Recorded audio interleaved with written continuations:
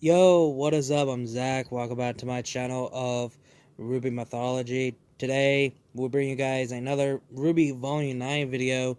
So basically, this is just about, reviewing the entire volume as a whole, and I'm not alone here. I got a homie of mine, Crimson Hollow. So, what's up, Hollow? Yo, what's good, my fellow Hollows? It's your boy, the Crimson Hollow, coming at you with this review with my boy Zach. Thanks for having me, bro. Likewise, we have a lot to say about this. There's some, a lot of people, like I said before in my last video, a lot of people considered this volume as the best volume that we ever had since volume 3. And some people that I never told you this, Hollow, off screen or whatever. People say volume 9 is a filler volume. A filler volume? Yeah. See that. I can low-key see that. And I was like, I just don't see it. And there's someone, there was a video I came across about a YouTuber named You Only May who made his video, gave us like his review. There was one comment saying that he hates Volume 9 because he said, that it ruins the character that he grew up with. He said the Bumblebee was too damn rushed, and saying that there's no development whatsoever for each of the characters. I was like, that's bullshit. That's bullshit.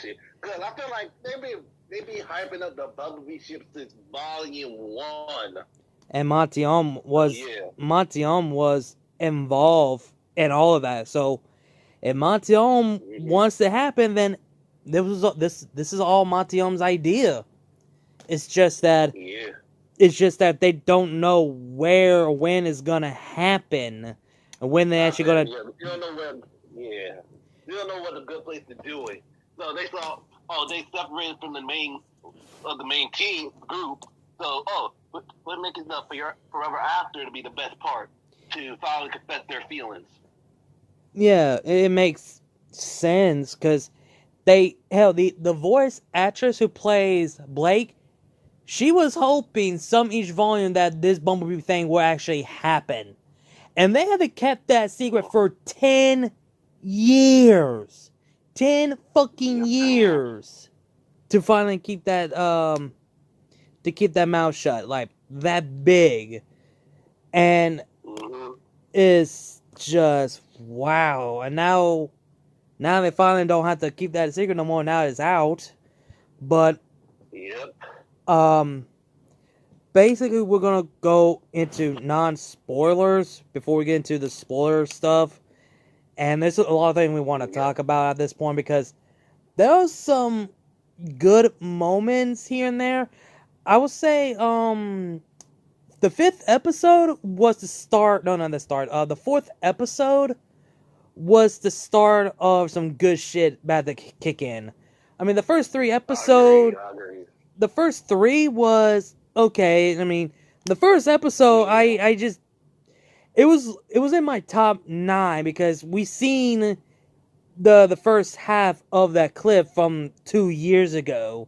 The teaser, yeah. Yeah, so basically we already see the half of it and we don't know what the rest of it is. That's why we didn't care. The second episode was higher than number 1. Higher the first episode.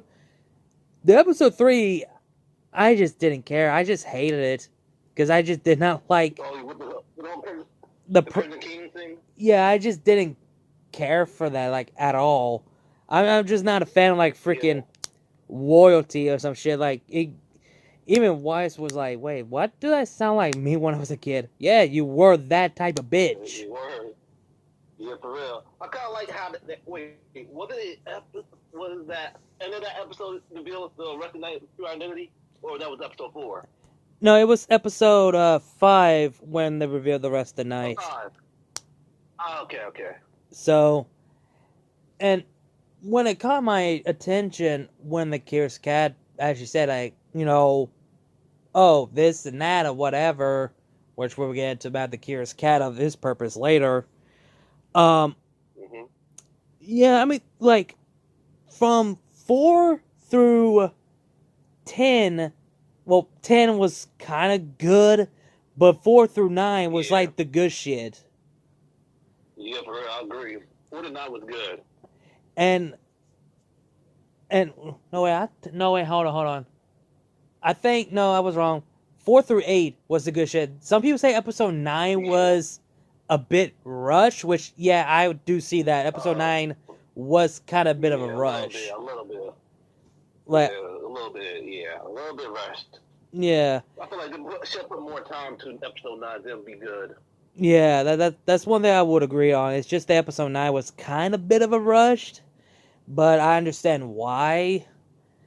But yeah, the rest of the episode was just so good and just got really, really fucking dark.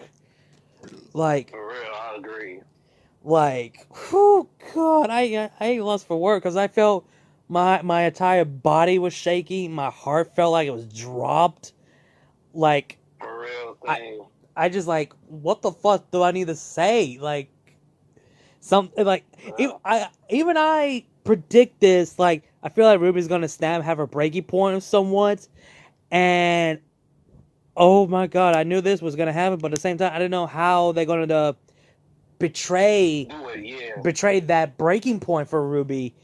And I never predicted about, Neo would do something like this, bringing someone that Ruby knows, like Pura, Penny. Like, I was not expecting that. Roman, I was kind of expecting she would do something like that, to bring Roman into this. Yeah.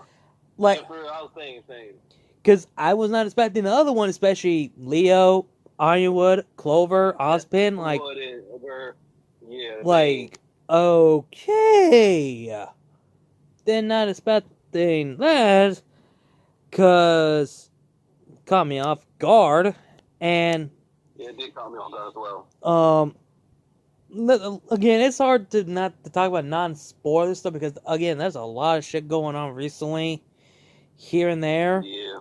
But, we might as well go ahead and get into spoilers. But, if you guys have not seen Volume 9 as a whole episode, leave now because this will be spoilers for when we get to the really good shit that we like from Volume 9. Because to this day, I feel like it is the best episode. Not the best episode, the best volume that we got so far. Like, yeah. I just don't get why people say it's a filler, which I don't see it. Yeah, for me, I still keep Volume 3 as my favorite because the shit was so dark in Volume 3.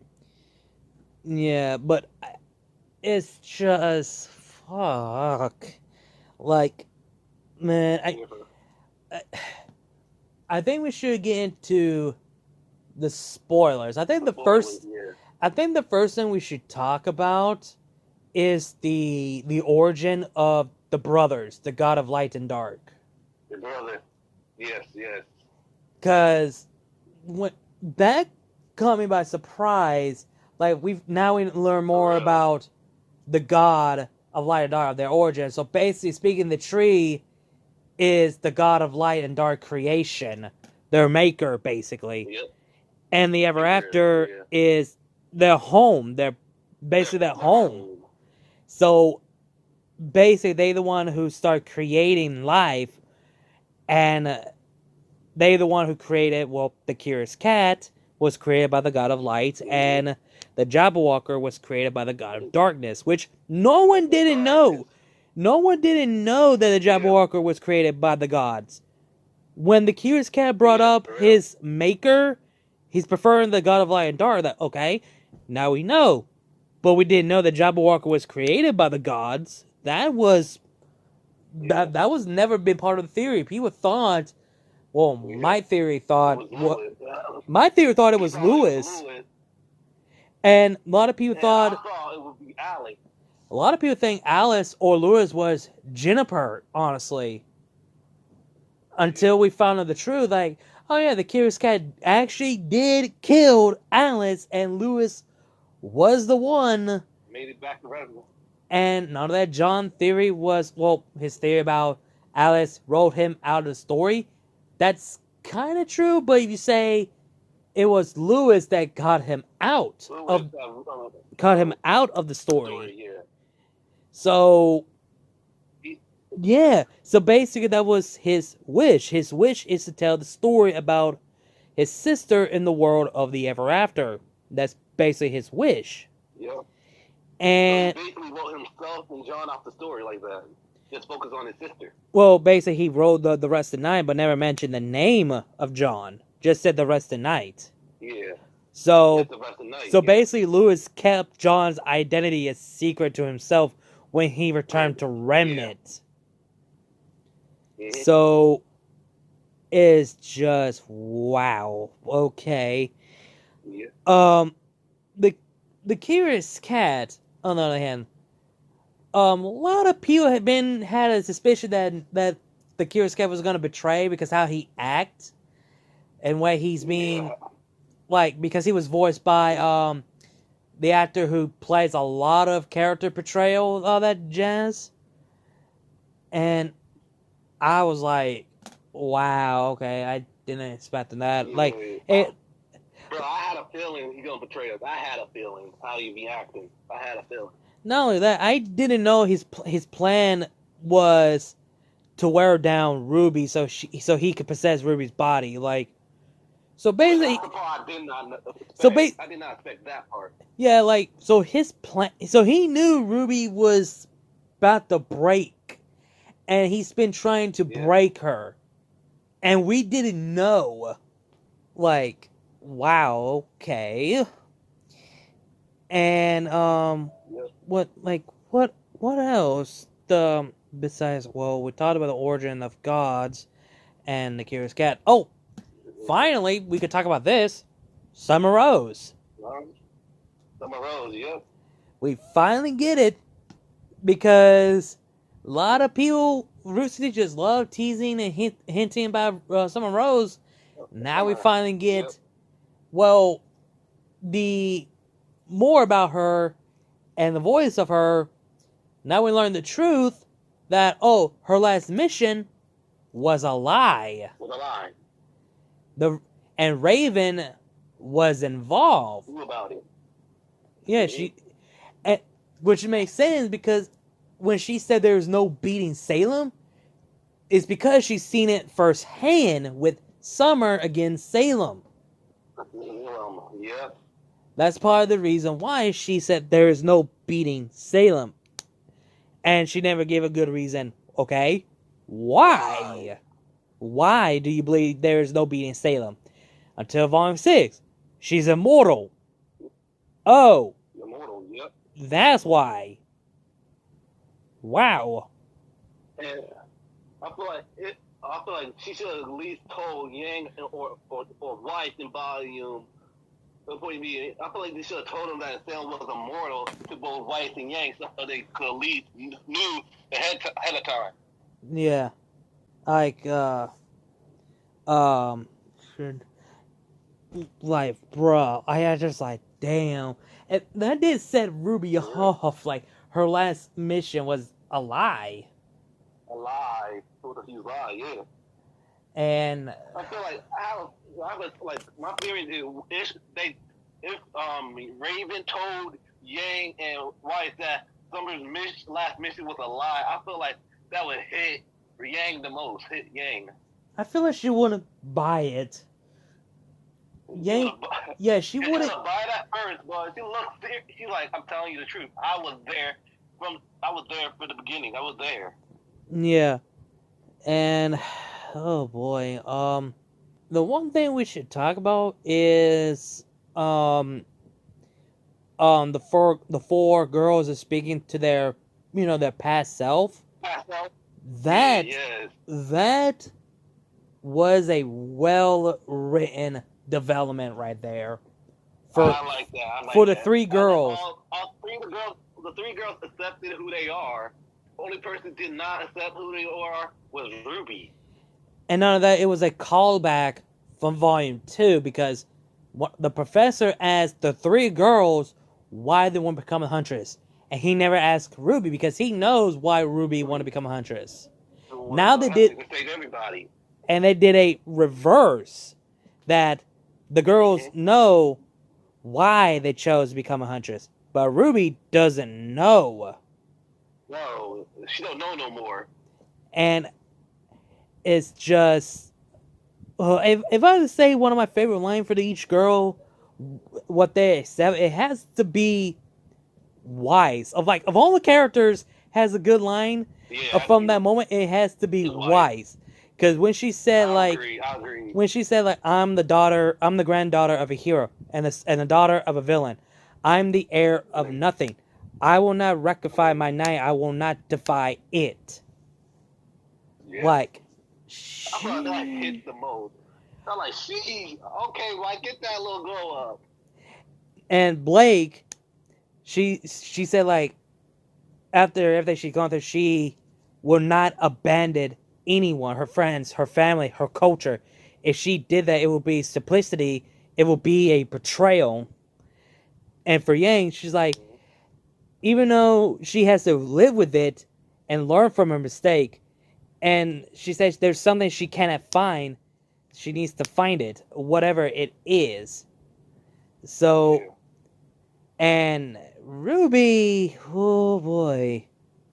Oh boy, yeah. Her past self even puts, even her past self, putting more pressure on her, what do you want to be? So, who do you want to be? Did you say you want to be those heroes like in the fairy tale stories?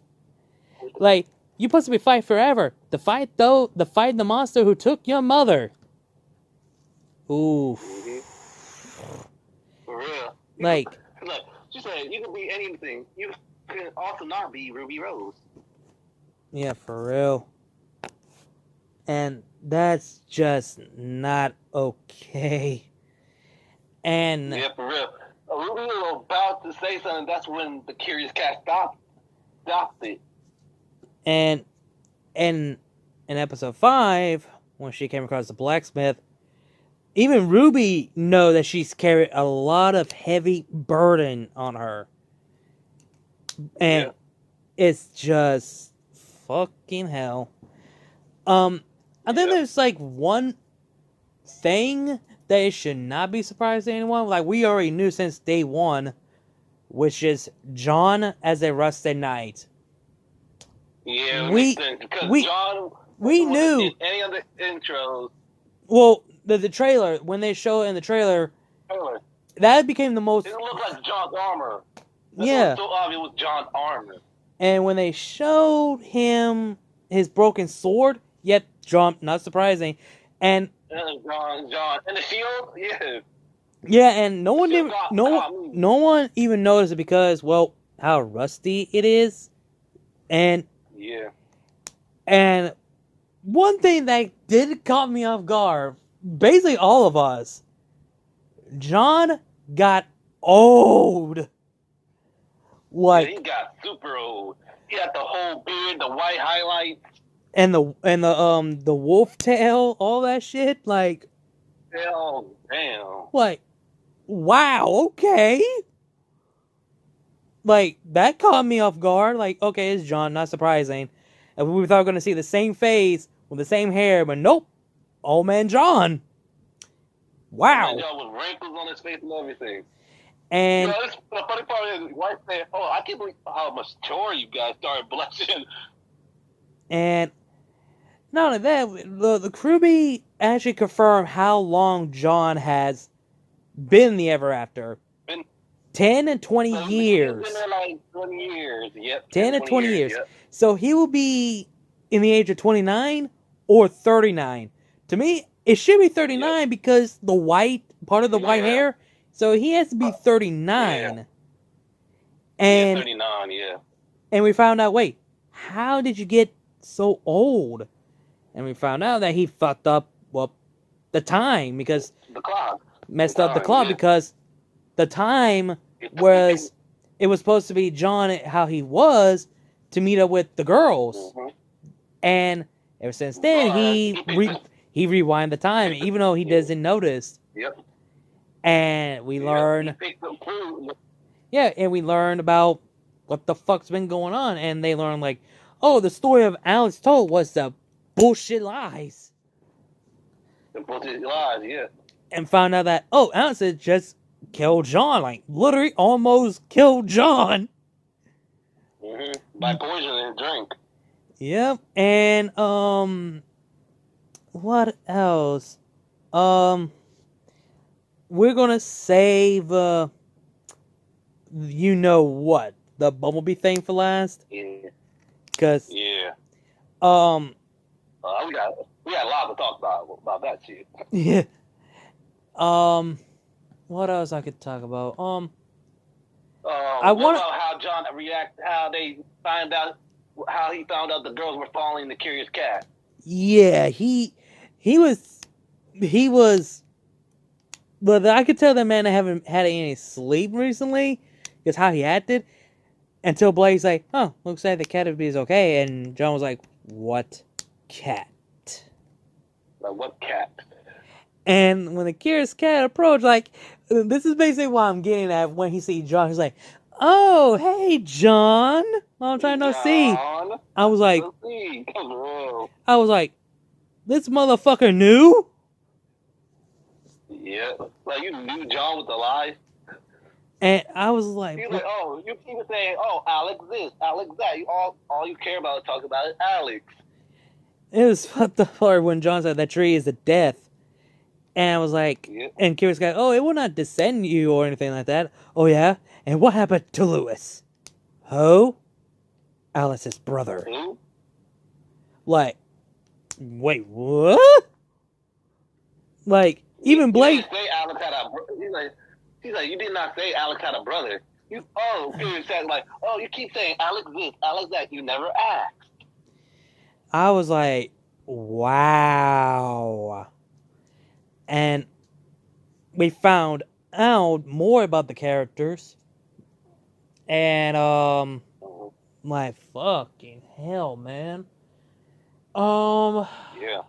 I really want to go to the breaking point in the other part, but I feel like we should just go ahead and get the Bumblebee out of the way. Cause... yeah, we gotta get that shit out of the way. Okay. Real talk. No bullshit. About a day or after, before episode 6 was out, me and Hollow, we talked about this, and we both started to have the feeling it might happen, or whenever, because they keep teasing it. We didn't know. Yeah. We didn't know it was going to happen this volume. We didn't know. We didn't know. I thought it was going to happen in volume 10. I thought it was going to happen at the end of the series, honestly. Because here's the thing. Every single anime, or whatever reason, you see two lovers, or potentially be a couple, like they keep teasing this and that until the very end of the final episode. The final episode of the series itself, they actually become a couple. That's what I was getting at. Yeah. But Volume 9, I was not expecting that. It caught me off guard. And a lot of people say it was rushed. Like, it's not rushed. They've been doing this... it's not a rush if they had this idea since 10 years ago before Volume 1 was even created. It's just that they don't know which volume is going to happen. And so they don't know when or where it was going to happen. So Volume 9 in the Ever After was the perfect moment to start off their development for the characters. Yep. That was the point. They want to give the characters their own story and their own development, what they're going through. And that's basically what they're doing. Because they just never had the time to do it. Because, well... because they'd be busy fighting Salem or fighting Grimm or trying to get the relics. Or they just had to... or probably because they have so many characters, that's probably the reason why. Like, okay, we only can focus on 2 or 3 characters. That's it. But if we're going to have the characters separated again, we need to focus on these characters and their own story. Like John, Ruby, Yang, and Blake. They chose 4 characters. Well, no, actually, no. 5 characters at once. And they did it well, honestly. And Neo is just there, just be like, people thought, oh, Neo is a major threat. no longer as a Jabberwocker, just Neo. Nope, plot twist. Now the Curious Cat is the threat, the real threat. Yo, we just want y'all to believe that Neo is the threat. Mm-hmm. And like real talk and shit, like you said that you just want that shit to be done and over with, and when episode 6 comes out, because you were at work when all this shit happened, I literally said I was at work, all that shit happened. Like, after my reaction to that scene, I was like, oh, Hollow's gonna be fucking pissed when he sees this. Oh, I was. Once I saw your reaction first, then I saw everybody blowing that up on Twitter. I'm like, you motherfuckers. Yeah, I was like, that caught me off guard. I didn't know it was gonna. Because here's the thing. Man. Like, here's the thing. We were told by Barbara, the voice actress who voices Yang. She told us this episode that y'all guys are not ready or prepared for. If you have not seen it, stay off the internet for the next 3 weeks. Like, it's like that big. We thought some bad shit was about to go down. That's what we thought, but not this. Not to confirm with the Bumblebee.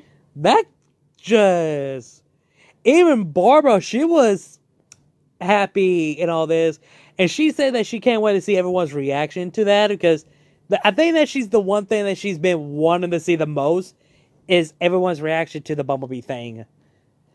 And the voice actress who voices Blake, she's been asking, is this is the volume we're gonna get them two together, right? And they say no, and she's like, fuck you. She was pissed because she wants this to be done and over with, because she's not mad about it. It's just they just had to keep dragging it along for so damn long, because even the teasing the Bumblebee thing is getting to her. Like, stop teasing me, like, or some shit like that. For real. And I saw a video with Barbara and the voice actor for Blake. When she saw the reaction, she was crying. She was literally crying. Yeah, I mean, for fuck's sake, they had to keep this secret for 10 years. 10 fucking years. And even Monty Ohm, the creator, rest in peace, he was involved. He was the one who came up with this idea. Even he likes the idea to have the Bumblebee thing be as canon. Cause Miles and Luna, and then that's his name, they say like they were just joking around and say absolutely not, mate, yet, or something like that. They just saying that, and they actually made it happen. They just like, yeah, no, it's not gonna happen, but it actually fucking happens. They just want y'all to believe that shit. And bro, 10 fucking years. Like, 10 years they finally fucking did it. Like, yep. Bro. My inner black son hurts. My pride of a black sonship, it hurts me a lot. Yeah, just waiting until volume 10. I could see Nora's reaction. She'd be like, about time. For real. I feel like Son would be low-key upset, but happy for Blake that he finally found someone who makes her happy. I feel like Son wouldn't. He would just be chilling. Like, I knew it was gonna happen eventually. I feel like he would say some shit like that. He probably would. He would. I mean, he would not be upset. He would just be like, I knew something. I feel like you two were gonna be a thing. Just didn't want to say anything. It's real. I thought he said that in his head. Like, I knew he was gonna be a thing. And what else? Oh boy. Now we're gonna get into my favorite moment that hits me the most. Go to the breaking point? Yep. Oh God. Bro, oh God. Like freaking 10 days ago, before episode 7 was out. Was that episode 7? No, wait, it was 8. No, it was 7. It was episode 7. Yeah, number 6 was the Bumblebee confirmed, and 7 was the breaking point. Yeah, like 10 days ago, before episode 7 was out. I feel like she's gonna snap. I thought episode 8 was gonna be the one. because, well, you're getting closer to the end of the episode, and you had to make episode 8 to be the one. Episode 7, I did not expect it. Like, seeing John how he is, like, this man is about to go crazy because he's been alone for over 10 or 20 years. Yep, and his only friend was the rabbit and the paper pleasers. Like, I was like, am I the only one getting the feeling, a callback from the movie about this one guy living alone in the island and it had this freaking soccer ball to talk to? I'm getting that feeling. Yeah. That's basically why I had that feeling, like, oh god, no. Bro, dude, I didn't even notice this. The list that John has, he basically... Yes! Everyone Bro, he said, make sure Pierre doing her homework. Like, say, what? Like, do her homework? What homework are they doing? Like, the weirdest of all, the red one came to the girls, like, hey, I'm Ruby. Like, oh. Hi, I'm Ruby. Like, Blake's face tells it all. Yeah, even, I was like, that's creepy. That's really fucking creepy. It's so fucking creepy. And the darkest things of all, the paper piece is like, we've been trying to get ourselves to send, but the rest of the night here just won't allow it. Like, wait, the paper piece has been trying to commit a suicide? John stopped them. I know, that's fucking dark. Like, yeah, we tried to commit a suicide. Like, goddamn. But our saviors stopped us. We try to drown ourselves, but our saviors stopped us. We try to burn ourselves, but our saviors stopped us. We try to cut ourselves, but our hero stopped us. We trying to drown ourselves. The tree trying to call to us, but our hero stopped us. Like, oh damn. Like, John, what the fuck? And we found out why when White said, then why you so care about these people? And John said, it's because I have a place to save people. Or basically, I have a chance to save life.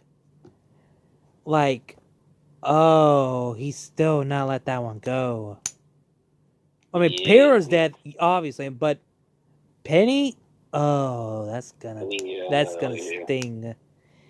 And until Weiss, oh boy, when she's trying to get Ruby involved, when Ruby says, like, oh, why are you asking me? You saw all the girls' eyes. They were like, even Weiss's, even Weiss's eye was winding. Like, what did she just say? Like, lost for words. Just shot. Like, what did she just say? And Ruby said, because I'm a leader, because I have something else to say, because I don't. Mm-hmm. Like, why do I have to be the leader, huh? Why do I have to be the one to help people up? What about me? No time, right? Gotta go home. Gotta help John. Gotta find someone who doesn't have to screw everything up. Gotta stay positive, right? Smiles all around. Mm-hmm. Maybe we had to have our feelings sorted out. Good for you, by the way. We are so happy for you. Oh, isn't it a bad time? Are we supposed to mourn John of his mixed belief friends? Then John with then my man John hit her with the clap back of the century. Yeah, like, before we get into that, some people were bitching complaining about the scene where Ruby approached Yang and Blake, and Yang is protecting Blake. Like, first of all... Yeah, I saw that on Twitter, yeah. And some people calling Ruby a homophobic for no damn reason, and that became a fucking meme. For real, I saw that on Twitter. Like, you made her whole homophobic. Like, she's not no homophobic. And some people say that scene, Yang is protecting Blake, is the worst sister thing that she did. Like, first of all, that's not. That's not. Secondly, Yang knows she could take the hit. She could take all the punishment when the people are yelling at her. Mm-hmm. Third, Yang is stepping up, being a significant other as a girlfriend. Mm-hmm. That's what relationships should do. If a man or woman, like, it doesn't matter which sexual you are, gay or lesbian or straight, if someone approached, if someone approached to your lover, you had to stand up for them and take the blow. Like, you ain't gonna talk shit to her. You gonna talk shit? Put this on me. Put this on me, not her. Yeah. And you saw Blake how she feels. She's like worried, and Yang stood up like RWBY, like that's a good thing. That's how a relationship works. If someone approaches a woman or a guy or whoever talks shit to you, that person got to stand up and take the blow. Like, no, put this on me. That is loyal. That is a real relationship right there. That's what Yang did. That's what Yang did. Stood up being loyal. Like, even though we are together, even though we just got together, she's still my friend and yet my lover. And just put this on me, RWBY, because Yang could deal with that kind of shit. How is that making her a bad sister? How? Yep. Because keep this in mind. In episode 8, Yang just said, like, why has she not said anything to us? Why she didn't say anything to me? Yep. Like, and for fuck's sake, people are forgetting that Yang was the one who gave up her child, her life to raise RWBY to be a mother figure. Yep. Like, people That's why I always respect Yang. Like, how do y'all forget about that? Like, bro, she gave up her whole childhood for her. Yeah, because one, Raven left, and someone was part of their life until Summer was quote unquote dead. Ty was shut down. The Shy was shut down, and after that, Yang had to put on our big boy pants and freaking step up and take raising RWBY. Yep, and when Volume 1 hits, when Yang sees RWBY being grown up, taking the leader, she learns to let RWBY go so Yang could have one thing that she finally gets it back: her own life. Her own life. Mm-hmm. Mm-hmm. And Blake came to Yang's life, so basically, Blake is the reason why Yang have her life back. Period. Yep. Not only that, Yang, out of all the humans, Yang treated Blake like a normal human being. Just straight up normal person. Uh-huh. Human or faunus or not. She treated her as a normal person. Period. For real. I just don't fucking get it. Like people saying that, oh, she's a bad sister. Oh, now RWBY's a homophobic, all this shit. Like, y'all honestly don't understand, or you just don't have a sibling, or you never been in a fucking relationship. So y'all will not fucking understand. And now, like I said, John snapping. John said they're gone. Clap back. Ultimate clap. Yeah, he said they're gone because of you. The walkers are here because of you. Because Neo hates you. Let's not because of I can't talk. Let's not forget the reason why we're in the Ever After in the first place. Because it was your plan that didn't work. What about you is all about you. Yep. I call that the ultimate clapback. And no, then when John's like, I'm sorry, I know I'm not alright, I know I'm not, but who am I supposed to be? I've been alone for so long here on that bridge. I was the only one who could do it. I was the only one. And I had to live with that forever. In here or back home. That, wow.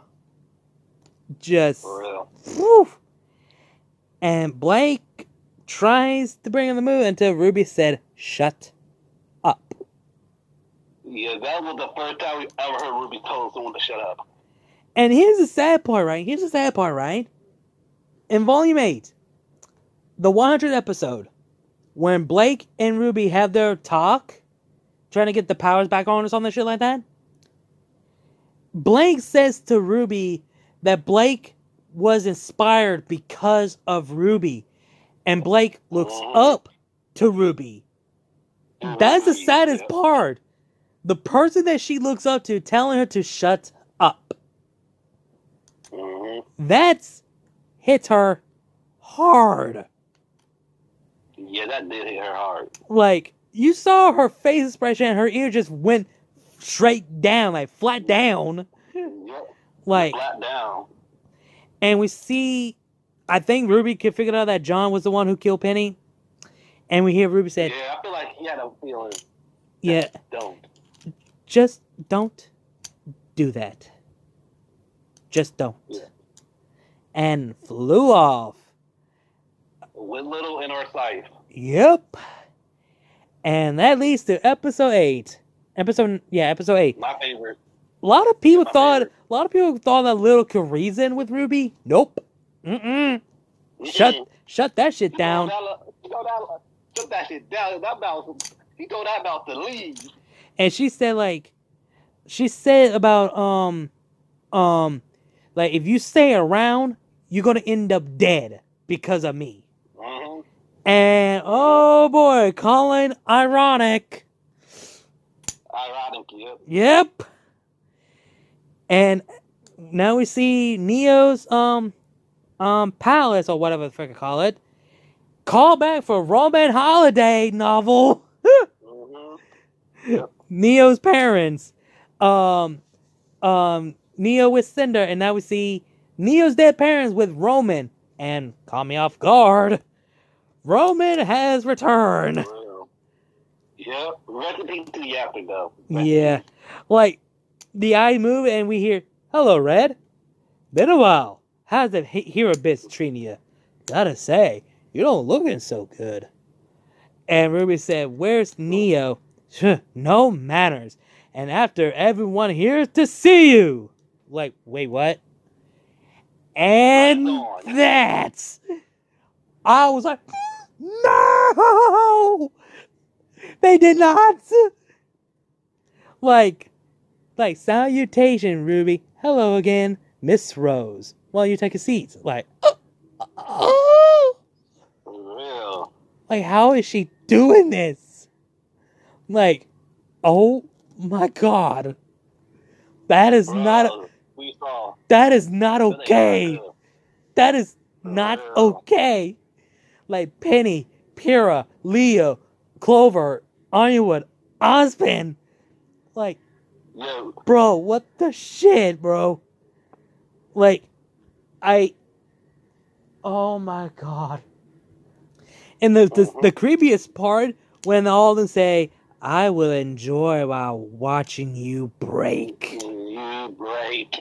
Oh, I'm like, oh shit. And when Ruby's like, "Oh, you're here to kill me, you might as well do it." Like, and Roman's like, "Oh no, you don't deserve to die, Red. You deserve to be broken. Wiped from existence." Like, oh shit. And we hear the character say, "What do you know was best for Atlas? I was the best at beaking and everyone wanted. I gave my life so my friends could live." And Penny's like, "Just like you couldn't save me in the final festival. I died too. I died at Atlas too, didn't I?" And can you imagine what it's like to lose someone that means the world to you? That hits Ruby hard. And we hear Pyrrha say, like, "How many more lives will have to die because of you? I tried to save everyone. It was all your best and effort. Have you think about you did more harm than good? Like, how many more lives?" Hold on. Before he said that, freaking Roman pulled it up. Like, "Are you ready for that drink yet?" Then threw the Pyrrha. Yeah, and Ozpin was like, "How many more lives that you have to ruin when you don't realize that you cannot save anyone?" And that's that, Ruby and Slash Oscar. Ozpin. Then revealed to be Oscar. It was freaking Oscar. I was like, RWBY, and I was like, holy shit! Like, are you really risking your friend's life? Are you ready to accept the truth that the world will be better off without you? And oh my god, that was too much. Breaking RWBY, like they put the drink to RWBY. She was about to do something. That when the Critias cat came in the last minute and blasted Neo. Oh yeah. And now the betrayal that we already talked about that, and oh boy, and remember we said before did you say something? Like he said, I don't want to like. She said she doesn't want to be her anymore. Like she's. Then the kid said, like, okay. I was like, okay, I can fix that for you. I can help you. I could be you. Like what? Yeah, I can be you. And we already talked about how the Curious Cat said that he wants to know why his maker left and chose by creating them of all people. And remember we say ironic that RWBY said if you stay around people will die? Ooh, Little just got stomped. Yeah, for a little bit the Curious Cat, and the Curious Cat swallowed him away. That's when Neo came back and kicked the cat. The Little said, come on, RWBY, we have to go. That's when like here comes Neo, stomp the shit out of him. At the right moment, the music playing and stomp the music just stop. You saw RWBY's eyes. She's like, yep. And you saw that coming. Yeah, and it's just that. Oh my god, the other character shows up, and RWBY doesn't know if that's really them or just Neo's illusion. So she drinked it. She fucking drinked it. We saw all that happening in Yang's eye. And lost for word. Even White's like horror, and Yang was about to fall. For real. Because like he said, you did it. You finally killed Red. Like he said, you finally done it. Little Red's gone. Well, your semblance is stronger than ever. We could actually take over this world's certain place. What? Why not? Often Little Red is not all you wanted. Right? Wasn't it? Right? Fucking she's just shut down after she killed RWBY. Yeah, now she knows. Like, now what? You finally got your revenge. You never planned this out now, did you? Yeah, you didn't plan it out, huh? You don't know what the backup, the after plan after getting your little revenge. Yep, and you're still stuck in the forever after. Rome is still dead. And we learn that now we were talking about the betrayal and the Curious Cat thing. The cat possessed Neo's body. And it's so weird to have Neo's mouth open. For real. And it's just when we hear, oh, the rest of the night. Goodness, I'm getting tired of your sad little story. You can't even accept your own futility. This body will do. When they show that smile, I was like, hell no. Like, I know. Like, not that smile. Nope. It's just fucking hell. Man, they just keep giving us fucking give us a fucking cliffhanger from episode 8, 9. Like, motherfuckers. For real. Like, bruh.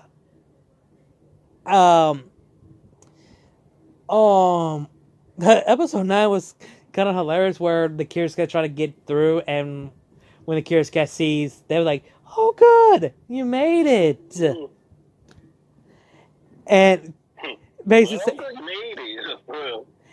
and well, it's like, looks like your plan of escape didn't go well, and the Curious Cat was like, "You always the worst of the bunch," Bro, he got a roast on wife. and we learned, like I said, we learned the truth about Lewis was the one who left the Ever After, and Alice was killed. And a lot of and a lot of people still hoping like Jennifer is Alice. No, the blacksmith has been nope.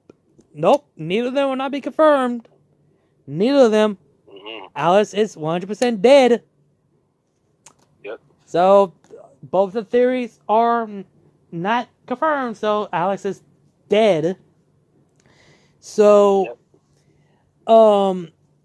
man, the one thing we should talk about is the ending of Volume 9.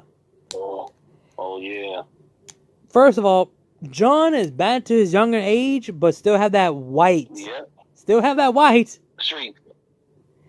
And a lot of people want John to stay like he was. You know, the old man John. Because some people prefer that one over the one we have. Well, it makes sense to put him back in his younger age. People gonna be hella when they go back to their world. People gonna be hella confused why John looks so old. Yep, and it's just oh boy, it's man, freaking volume man was insane, bro.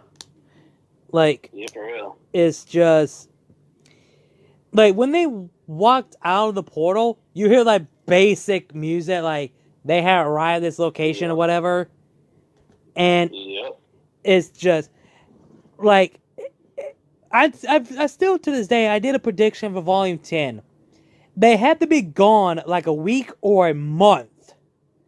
Like we've been gone about a week. For John, he's been there for 10 or 20 years. Yep. And none of that, I'm glad they kept John have the experience of the Ever After. None of that. He's gonna have that the age 29 or 39 mature in him now, because you're back at your 19, but you're basically you're back at your 19 with your 10 years? No, wait. Yeah, 10 years or 20 years the experience. So basically you still have that, but you're back in your age 19. Yep. And which I was hoping the Volume 10 was going to be focusing on the other side characters, have their story. But I feel like that may happen in the first 3 episodes. Maybe? I don't know. First three. I thought first 3 episodes would be with the first 3 episodes gonna be like how Renanora and Winter the others were still fighting those Grimms. Yeah, basically. And how they made it to Rockwell. Yeah, basically how they're going through. If not, then boy, that's a missed opportunity. Yep. That's another fucking missed opportunity. That'll be like something good. First 2, I feel like the first 2 episodes, they focus on what happened when Winter entered the portal fighting those Grimm by herself. Yeah, and none of that. If they made a volume just focusing on those characters without the girls and all that, like it would be interesting to develop Emerald and develop Oscar as a character. That would have been they also make Oscar a leader type character. Yeah, like why not develop him and give him the role of a leader and make him how? Yeah, this is how John and Ruby had to deal with. Well, mostly Ruby to deal with his responsibility as a leader. So it mostly was Ruby dealing with the responsibility as a leader for a 17-year-old girl. But soon about to be fucking 18. Yeah, 18, soon be 18, yeah. And oh boy, I don't know. I think that's everything we covered. But I'm kind of disappointed there's no after credit scene, just freaking Justice League X RWBY or whatever. Yeah. And I honestly don't know what else to say. I mean, we already covered everything else that we could talk about at this point. I mean, all in all, Volume 9 has been the best volume since Volume 3. I know some people are going to say there's some... I mean, there's some people going to say that some volumes actually is better than Volume 3, but I feel like Volume 9 is the best one that we got so far since Volume 3. Yeah, so far, yeah. Yeah. But I honestly don't have anything else to say at this point in time. But the only thing we could talk about right now is favorite episodes and our favorite moments. I mean, we already did cover that, but yeah, a little bit, yeah. But I want to save mine in a separate video because there's a lot more I want to go over on, and I do have a video that could go over even more depth to Ruby and John's snapping breaking point on that, and how much because how much that hits me in the heart, and how much these two characters that I grew up with before Volume 4 was even out, because there's a lot that you can go in depth. It's just for real. Definitely the relationship between those two, yeah. Ever since that episode, people making tons of fan arts of how far them two have grown to friends, friends, teammates, to, well, what they gone through. Mm-hmm. Like, fuck. Like, damn. I honestly don't know what else to say at this point. But, yeah, I got nothing else to talk about, so we might as well go ahead and end this video here, because this video might be like an hour long right about now by this recording. So, yeah. But anyway, you guys, hope you guys enjoyed the video. Like, comment, share, subscribe. Links to my other channels, my social media will be down below in the description box. Links to Crimson Hollow's channel will be down below in the description box as well. Go subscribe to him, give us some love and support. Again, like, comment, share, subscribe, and I'll see you guys later. RWBY is love, RWBY is life. Keep moving forward, and I'll see you guys later.